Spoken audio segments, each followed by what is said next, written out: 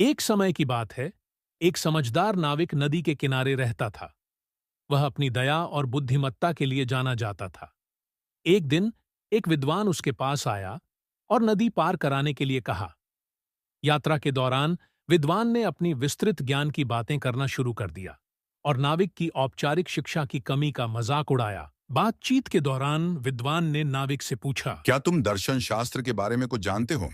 नाविक ने विनम्रतापूर्वक उत्तर दिया। नहीं जानता। तब तो तुम्हारी जिंदगी का एक चौथाई हिस्सा बेकार हो गया। क्या तुम खगोल शास्त्र के बारे में कुछ जानते हो? नहीं।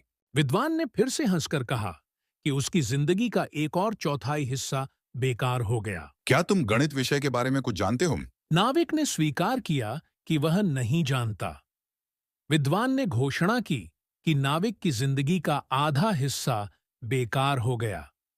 जब वे नदी के बीच में पहुंचे, अचानक एक भयानक तूफान आ गया और नाव में पानी भरने लगा। नाविक ने विद्वान से पूछा। क्या उसे तैरना आता है? डरते हुए विद्वान ने स्वीकार किया कि उसे तैरना नहीं आता।